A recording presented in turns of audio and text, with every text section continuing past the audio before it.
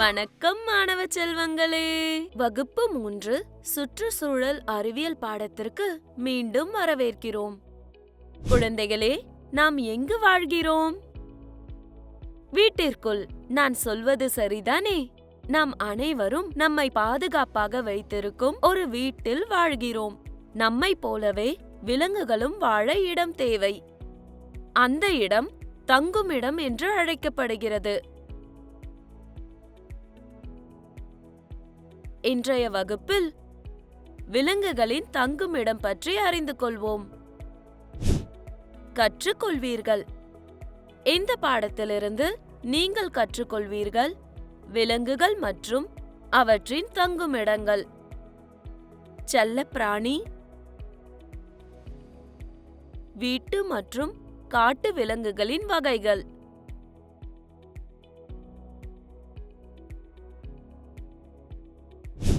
முதலில் மன வரைபடத்தை பாருங்கள். விலங்குகளின் வகைகள்: செல்லப்பிராணிகள், வீட்டு விலங்குகள்,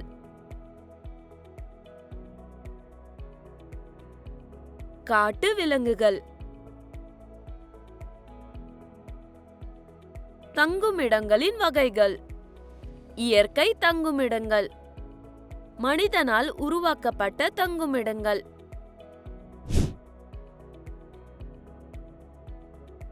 முக்கிய வார்த்தைகள்: விலங்குகளுக்கான தங்குமிடங்கள், செல்லப்பிராணிகள், வீட்டு விலங்குகள், காட்டு விலங்குகள். ஒரு ஞாயிற்றுக்கிழமை மகேஷ் மற்றும் அவரது நண்பர்கள் அவரது பண்ணைக்கு சென்றனர். அவர்கள் பல விலங்குகளையும் பறவைகளையும் பார்த்தார்கள். குரங்குகளும் அணில்களும் பறவைகளும் மரங்களில் இருந்தன. ஒரு கோழியும் அதன் குஞ்சுகளும் தரையில் நடந்து கொண்டிருந்தன. குளத்தின் அருகே ஒரு கொக்கு மற்றும் பாம்பு இருந்தது. மீன்கள் தண்ணீரில் நீந்திக் கொண்டிருந்தன. மகேஷ் குளத்துக்கு சென்று மீனவர்கள் மீன் பிடிப்பதை பார்த்தார். தண்ணீரிலும் அதை சுற்றிலும் பல விலங்குகளை பார்த்தார். குளத்தில் இருக்கும் மீன்கள், தவளைகள், ஆமைகள், பாம்புகள், நண்டுகள், முதலைகள் போன்ற விலங்குகளை பார்க்க வருமாறு நண்பர்களை அழைத்தார். குழந்தைகள் மிக உற்சாகமாக இருந்தனர். விலங்குகள் எங்கு வாழ்கின்றன என்பதை அறிய விரும்பினர். விலங்குகள் வெவ்வேறு தங்குமிடங்களில் வாழ்கின்றன.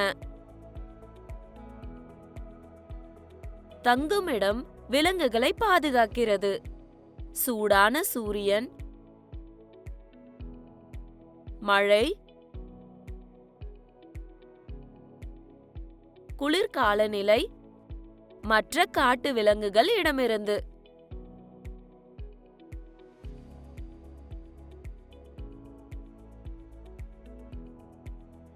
விலங்குகள் மற்றும் அவற்றின் தங்குமிடம்.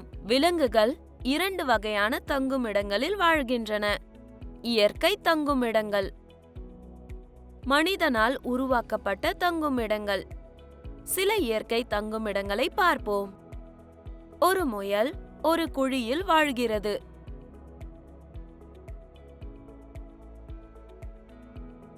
ஒரு பாம்பு ஒரு துளைக்குள் வாழ்கிறது.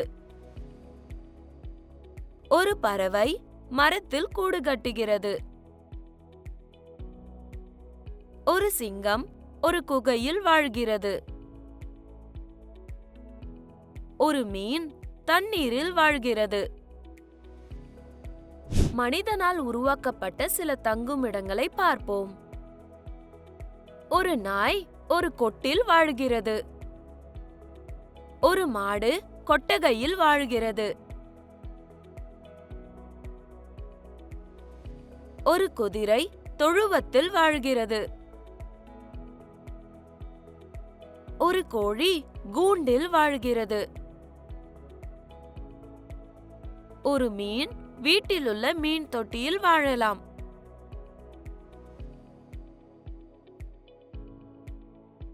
இயற்கை தங்குமிடங்கள் இயற்கையால் உருவாக்கப்பட்டவை. மனிதனால் உருவாக்கப்பட்ட தங்குமிடங்கள் மக்களால் உருவாக்கப்பட்டவை. இந்த தங்குமிடங்கள் விலங்குகளை பாதுகாப்பாகவும் வசதியாகவும் வைத்திருக்கின்றன. செயல்பாட்டு நேரம். விலங்குகளை அவற்றின் தங்குமிடங்களுடன் பொருத்துவோம்.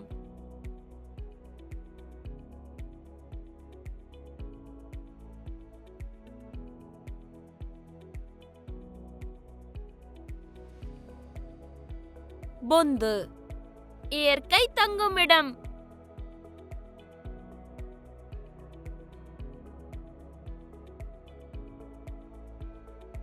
கொட்டில் மனிதனால் உருவாக்கப்பட்ட இடம்.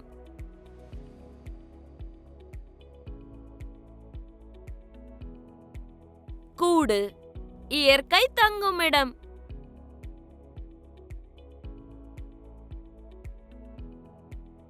கொட்டகை மனிதனால் உருவாக்கப்பட்ட தங்குமிடம்.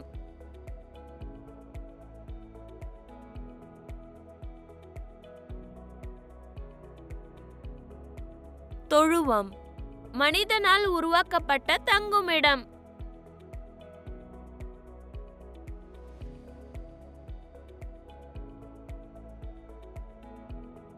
நல்லது. தொடர்ந்து கற்றுக்கொள்ளுங்கள் குழந்தைகளே. உங்களுக்கு தெரியுமா, 3 வகையான விலங்குகள் உள்ளன. செல்ல பிராணிகள், வீட்டு மற்றும் காட்டு விலங்குகள்.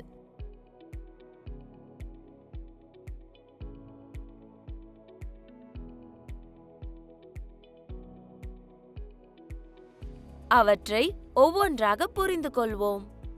செல்ல பிராணிகள். செல்ல பிராணிகள் நம் வீட்டில் நம்முடன் வாழ்கின்றன. அவைகள் நட்பு மற்றும் விளையாட்டுத்தனமானவை. நாம் அவைகளை கவனித்துக் கொள்கிறோம். எடுத்துக்காட்டுகள்: நாய், பூனை, மீன், முயல். வீட்டு விலங்குகள். வீட்டு விலங்குகள் பண்ணைகளில் வாழ்கின்றன. பால், முட்டை, இறைச்சி அல்லது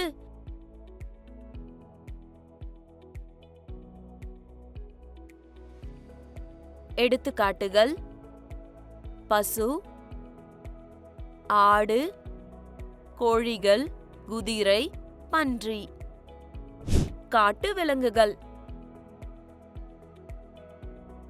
வனவிலங்குகள் காட்டில் வாழ்கின்றன. அங்கு அவை தங்களுடைய உணவு மற்றும் தங்குமிடத்தை கண்டுபிடிக்கின்றன. இந்த விலங்குகளை வீட்டில் வைத்திருப்பது பாதுகாப்பானது அல்ல. எடுத்துக்காட்டுகள்: சிங்கம், புலி, யானை, குரங்கு, பாம்பு. தங்குமிடங்களின் வகைகள். செல்லப்பிராணிகள், வீட்டு விலங்குகள் மற்றும் காட்டு விலங்குகளுக்கு இடையிலான வேறுபாட்டை நீங்கள் புரிந்து கொண்டீர்கள் என்று நம்புகிறேன். நினைவில் வைத்துக் கொள்ளுங்கள்.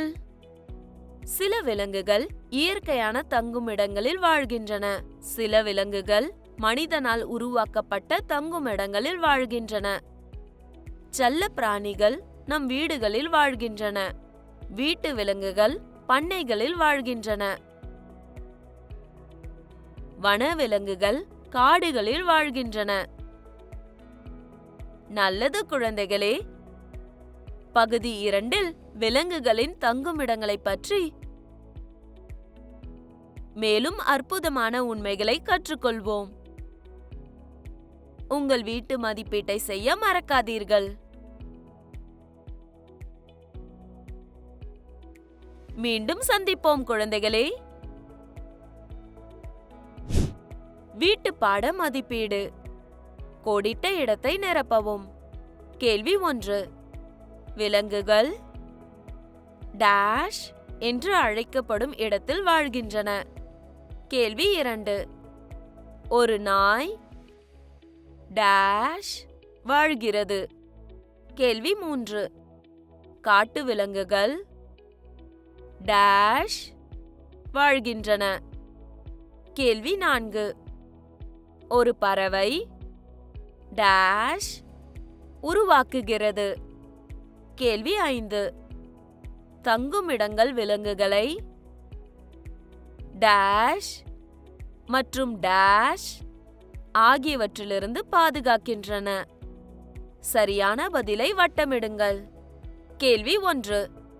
செல்ல பிராணிகள் வட்ட அடைப்புக்குறிக்குள் காடுகள் அல்லது வீடுகள் அல்லது பண்ணைகள் வாழ்கின்றன. கேள்வி 2. வீட்டு விலங்குகள் வட்ட அடைப்புக்குறிக்குள் பண்ணைகள் அல்லது மரங்கள் அல்லது குளங்கள் வாழ்கின்றன. கேள்வி 3. மனிதனால் உருவாக்கப்பட்ட தங்குமிடங்கள் வட்ட அடைப்புக்குறிக்குள் மக்கள் அல்லது விலங்குகள் அல்லது இயற்கை மூலம் உருவாக்கப்படுகின்றன. கேள்வி 4. இயற்கை தங்குமிடங்கள் வட்ட அடைப்புக்குறிக்குள் இயற்கை அல்லது மக்கள் அல்லது இயந்திரங்கள் மூலம் உருவாக்கப்படுகின்றன. ஒரு வாக்கியத்தில் பதில் எழுதவும். கேள்வி 1. விலங்குகளுக்கு ஏன் தங்குமிடம் தேவை? கேள்வி 2. 2 இயற்கை தங்குமிடங்களை குறிப்பிடவும். கேள்வி 3. மனிதனால் உருவாக்கப்பட்ட 2 தங்குமிடங்களை குறிப்பிடவும். வரைந்து பெயரிடவும். ஏதாவது விலங்கு மற்றும் அதன் தங்குமிடத்தை வரையவும்.